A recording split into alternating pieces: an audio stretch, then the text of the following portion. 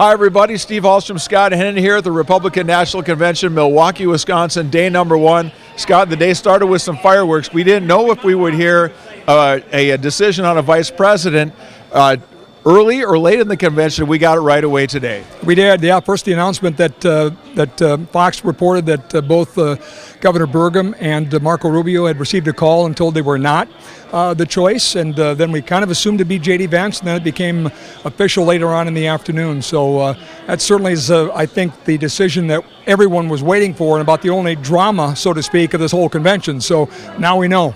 What happens next for Doug Burgum, do you think? I think Doug Burgum will be a member of the president's cabinet. Obviously, the most important thing right now is that Donald Trump win. So I would say between now and November, you'll see Doug Burgum out there just as much as you have seen him to this point. Really, since he suspended his campaign, he's been a tireless surrogate. He's gone everywhere, and he goes into the Lion's Den and does CNN and MSNBC and all of the alphabet soup of fake news, corrupt regime media, and he takes them on head on. So I think you'll see more of that between now and November. And I think if there's a Trump win, you'll see him.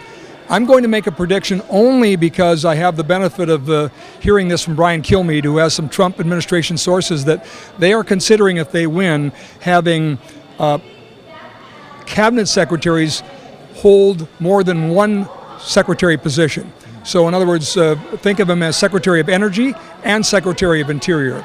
And folks that know anything about energy would tell you those go very well together, because Interior has the Bureau of Land Management, decides everywhere whether or not there's any drilling on federal lands, which right now is off limits thanks to Joe Biden. So that combined with the energy portfolio could be big, but he'll be something in the Trump administration, I don't have any doubt. With J.D. Vance, you get somebody who's 39 years of age, so he brings that younger blood to the party. He's a guy that had been a critic of Donald Trump early, saw him in office, said, you know what, that's the guy I want to lead the country. How do you think those two will work together? J.D. and the president? I think because of the relationship with Don Jr. and J.D. Vance, who is the number one cheerleader for J.D. Vance to get the job, the eldest son of the President of the United States. So J.D. Vance went in with a pretty good advantage in the sweepstakes because Don Jr. I don't think Don Jr. Goes all in for J.D. Vance unless he says, this guy is going to work well with my dad. Yeah. There's no doubt about it. I think this was a political pick by the president. I think the political pick, meaning J.D. Vance could bring us Ohio, which is extraordinarily important, obviously, but he also could maybe bring us Pennsylvania, Michigan, and other Rust Belt states that are very important to this race, just by being that voice of reason. And he's got a great story. Rags to riches, came from nothing, graduates from Yale University, ends up,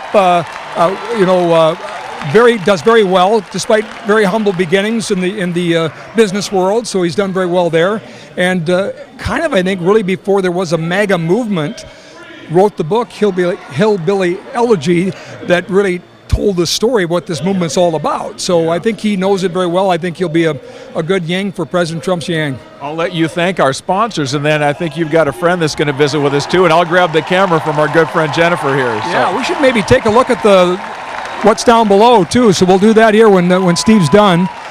Thanks to Jennifer Benson from the Center of the American Experiment for being an ace camera person there for us. But look at Tim Scott right there on the stage right now. He too was among the folks that were considered for VP, so there's somebody else you're going to see in a Trump administration, no doubt about it. The senator from South Carolina. He's a great American, and so you get a little flavor of what's going on here. We're going to chat with Scott Lauser. Scott, of course, member of the legislature and also one of the delegates here from the North Dakota delegation. How do you surmise things are going so far? Things are exciting so far. I thought the arena was going to be even more packed. That's coming later in the week, but it's exciting. There's a lot of energy here. So I sense energy, but I also sense a sort of a subdued kind of seriousness given the events of last Saturday. Do you feel that too? I'd call it determination. There's energy, there's excitement, but people are really serious. This isn't just a coronation or a party. People want Trump elected. And if there was ever a doubt about what he's up against, we saw that on the stage on Saturday. What did you think when you heard about that? I was stunned. Just like when Reagan got shot when I was little. Where were you when it happened? And I'll never forget it. I can't unsee that. And it changed my faith in a person to be president. It's amazing. Yeah, it was. I wasn't little, but I too remember when Reagan was shot. I was in junior high. No, I was a junior in high school. But yeah, In fourth grade. you were in fourth grade. You never forget something like Never that. do you? forget it. Never forget that's it. For sure. As a North Dakota delegate, are you disappointed that Governor Burgum wasn't the choice? Well, I kind of expected he would be the choice. I'm sure Governor Burgum's disappointed. I think he was highly qualified. I think he made a great choice, though. Senator Vance is going to be excellent for this country. You think Governor Burgum is still in a Trump administration, assuming there's a win? Clearly, yeah. I think probably cabinet position, energy secretary. People have talked about that quite a bit. Governor Burgum needs to be used in that administration. I'm curious of your opinion of the governor devoting as much time as he is to the Trump campaign. Some people back home say, hey, you're governor, why have you forgotten us?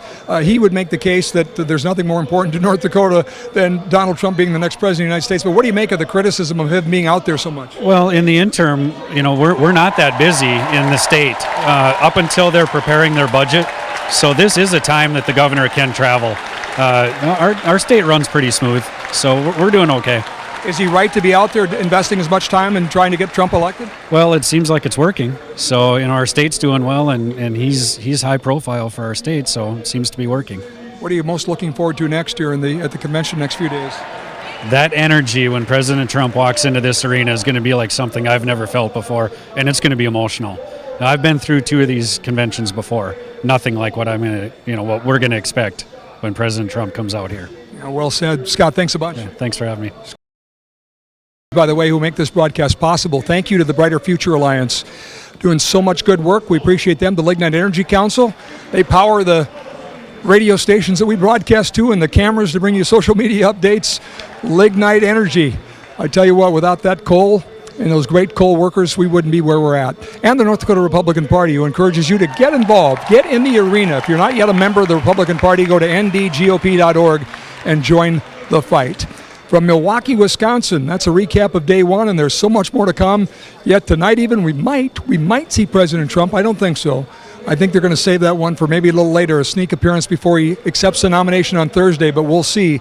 But certainly it was a momentous day for Governor Burgum. He got an answer that maybe he wasn't looking for, but there's certainly a bright future for Governor Burgum and the Trump administration. We're pretty sure of that. But also a good day just for America to get this convention underway and get Donald Trump on the way to victory.